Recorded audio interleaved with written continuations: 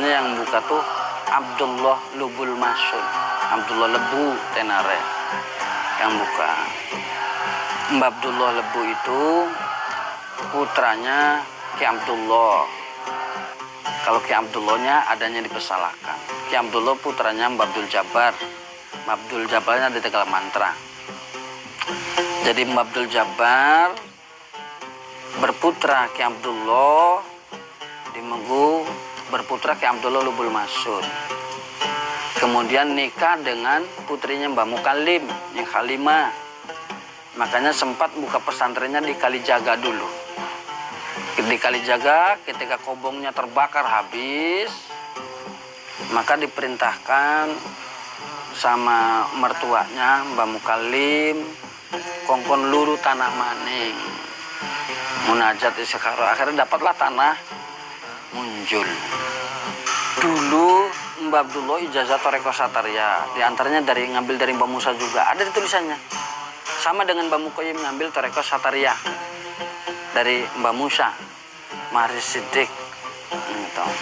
Nah ini kitab-kitab ini, ya mohon maaf tidak semuanya bisa dibuka karena berkaitan dengan wasiat, jadi sebagian saja yang bisa dibuka. Jadi ya turun-temurun mendapatkan kitab itu.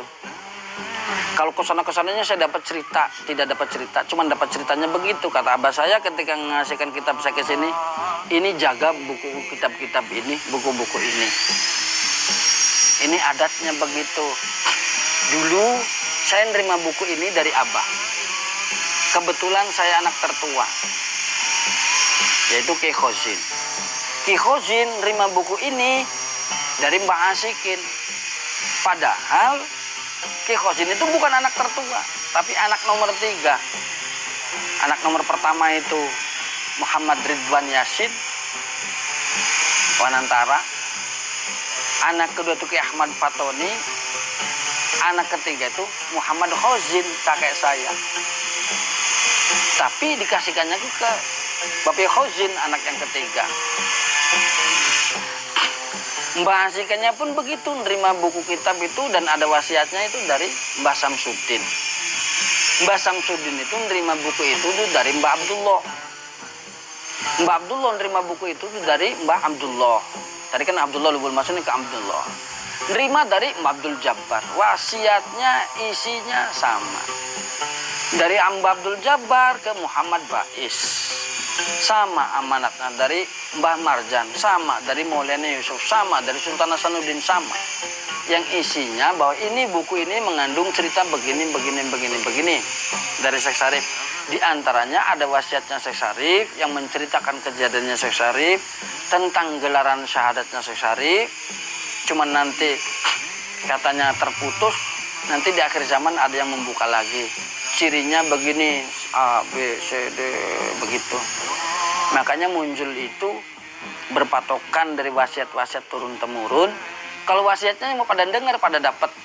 Tapi bukunya tidak dapat, karena bukunya adanya di saya. Ning Abah, karena itu nyaksikan. Abah itu punya, Bapak Isun itu punya peti khusus. Zaman dulu tuh ada peti kuno, ada ukiran-ukirannya, lemari. Ya bukan dianggap barang antik mungkin, karena memang lemari zaman dulu begitu semua. Nah di antaranya tuh peti lemari kecil itu tuh kotak lah sekitar kesinian 120, kesinian sekitar 100 lah. Itu isinya kitab semua saya tahu. Cuman yang saya tahu sering saya lihat tuh abah saya tuh kalau buka itu ada kitab aktif atau kitab tidak aktif. Dalam artian kitab aktif itu kitab ini tidak pernah disentuh-sentuh, walaupun disimpan di sini tapi tidak pernah disentuh. Kalau kitab yang di sini itu aktif, kadang diambil, kadang dibaca, kadang untuk rujukan apa gitulah, rada aktif. Kami hari pertama ketika datang itu pastinya sowan dulu sama pemilik naskah. Kita mendekatkan diri dan mendekatkan hati ke sana.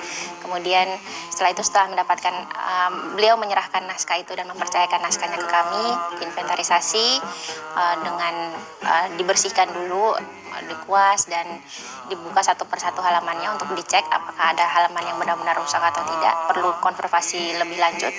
Tapi alhamdulillah untuk naskahnya sendiri masih terbilang bagus ya, koleksinya masih terbilang bagus, dapat dibaca dengan jelas juga.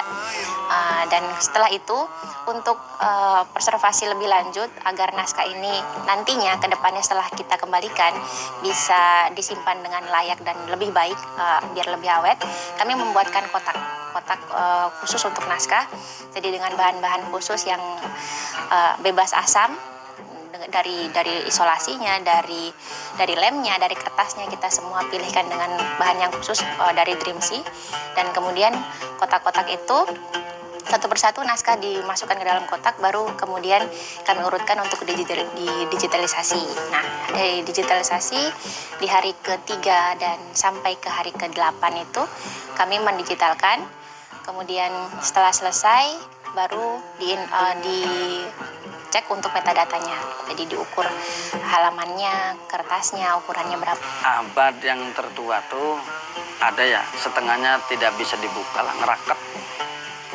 Ada pernah saya nekat membuka tuh hancur. Abadnya nggak ngerti, saya cuman yang inget tuh berarti sekitar berapa ya? Sekitar antara 1200 Hijriyah.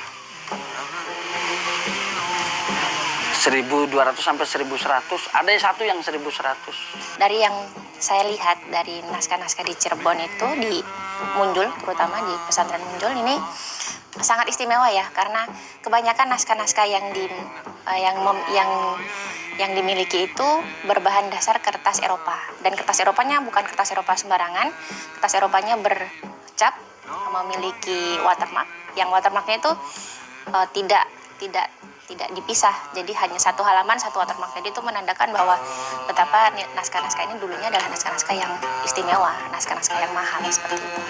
Sebenarnya naskah itu untuk masyarakat juga ya. Jadi apa yang dilakukan oleh Dreamsea, misi-misi yang dilakukan oleh Dreamsea sebenarnya kita kembalikan kepada masyarakat pemiliknya. Jadi naskah itu naskah aslinya setelah digitalisasi akan dikembalikan kepada pemiliknya dengan tempat yang lebih bagus. Kemudian naskah hasil digitalisasinya juga akan kita buatkan kaset, dan itu akan diserahkan kepada pemiliknya sebagai kopi.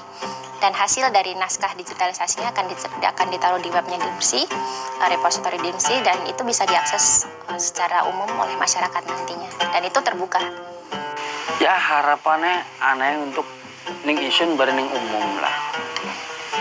Harapan ning umum tuh dalam artian generasi sadaten memahami siapa sih Sayyidi Syekhul Mukarram tersebut, apa sih visi misi yang diamanatkan oleh Kanjeng Rasulullah melalui Sayyidi Syekhul Mukarram itu apa.